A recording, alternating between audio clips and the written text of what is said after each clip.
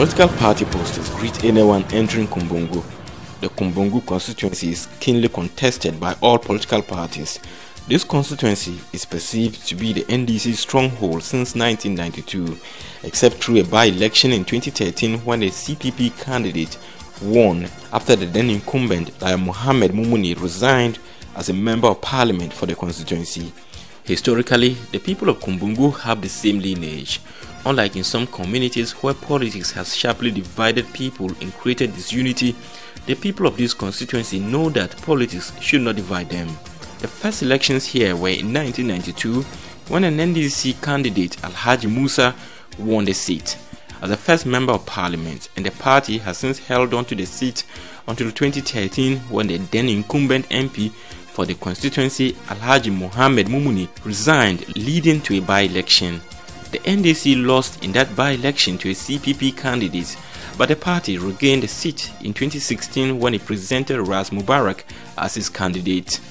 Although the constituency has a fair political party representation, the contest this year is rather keen between the NDC and the NPP. The NDC has presented Dr. Hamza Adam, a lecturer at the University of Development Studies who doubles as a consultant, as its candidate, whilst the NPP presented Abdul Salam Abdul Fattah, the current district chief executive for the Kumbungu district, as his candidate. He is a teacher by training and does politics as a hobby.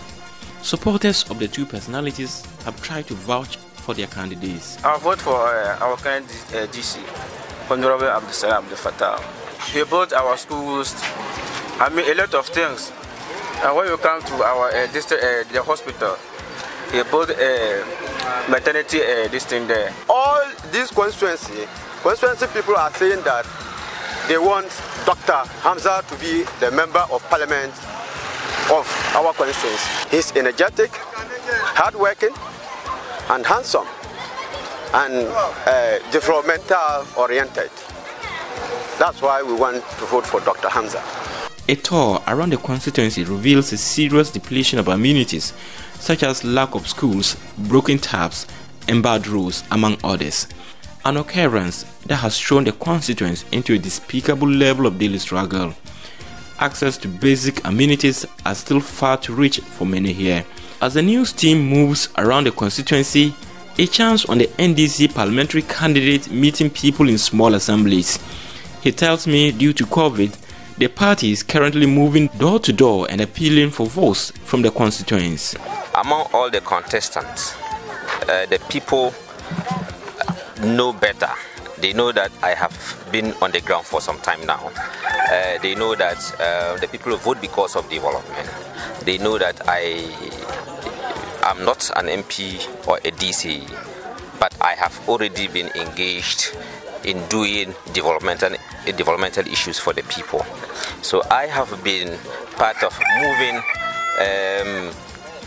developmental issues such as getting borehole for some communities, such as extending water to some of the communities, such as facilitating the educational needs of a lot of people from the community. In terms of getting closer to the people, they know that I am somebody who is a grassroots person. They know that in terms of getting closer to the people, they can easily access me more than any other competitor. In 1992, the NPP boycotted the parliamentary contest in the Kumbungu constituency, and many things that decision led to the NDC's dominance over the NPP. But some of the constituents like Salifu Iliasu and Abdul Ganiu believe it is time to break the NDC's monopoly in the constituency. Anything can happen.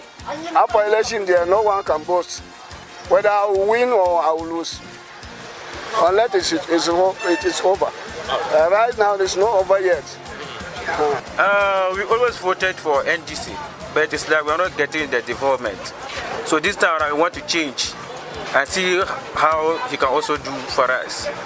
But the NDC feels the tradition should continue. It's a saying that the devil you know is better than the angel you don't know. And so I think the good people of Kumbungu knows that NDC is their party. And so they won't make a mistake. They won't, and they will never make a mistake. for us to lose the seat. And so we are all up and doing to make sure that Dr. Hamza goes to Parliament with His Excellency John Dramani Mahama. What people see as a threat is that, he doubles as the DC and the parliamentary candidate. And so people are not actually getting the difference between the DCE and the parliamentary candidate. What he is doing now currently, he is using the district assembly resources to do campaign. And so people think that he's working, but he's a DCE. And so this is what we are educating people to get to know that what he's doing is the assembly is doing that, not a parliamentary candidate. However, the NPP parliamentary candidate Abdul Salam Abdul Fattah says those analyses by his opponents cannot hold water. You can say it's an infantile comment or argument because we have had governments since 1992. That have MPs, that are powered by political parties that have MPs, that have DCs who represent the president. So didn't you know Kumbungu has a plan which has town rules? Why didn't they do it? It means they didn't have the people at heart.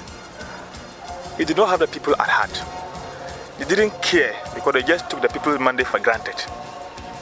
So if they now say it's the government that is doing it, it means the government has a representative who is responsible, who is indicated and knows more about the people and want to ensure that the plight of the people gets attention within the shortest possible time. Because I've been DC when I'm going to count by months, just 3 years, 3 months in office, and all these things I've been able to do it. I'm representing a responsible president, and everything about me should resemble the president. Because somebody who cares more about the masses, about the downtrodden. He wants to what? To do something to cushion them in the difficulties they go through. That's exactly what I'm doing. The Kumbungu district is one of the districts with widespread poverty and one with the highest record for rural-urban migration. It has fewer alternative livelihood opportunities. As a means of propelling the development of the district, the government is opening up roads for the first time in parts of the district since democratic governance started in Ghana. Candidate Abdul Salam of the NPP says the development is to his party's credit. When I took over as a DC for Kumbungu district, I realized that a lot of developmental challenges have rocked the place as a DC, but I tried all that I could in the first 2.5 years to connect about 24 communities to the national grid. 24 communities to the national grid, and I started work in about 11 communities. Up to now, work is still ongoing. 4 of the 11 communities are near completion, and the rest, the contractors are working in those communities. It means that when complete, I will have about 32 communities connected to the national grid in less than 4 years. I've been able to drill about 40 boreholes, hand pump boreholes, in so many communities in the district. This is just unprecedented. It has never happened even since independence. Candidate Hamza Adam of the NDC, however, say his win will come with an ambition to tackle education and skills development. I intend to introduce what we call livelihood program for the people.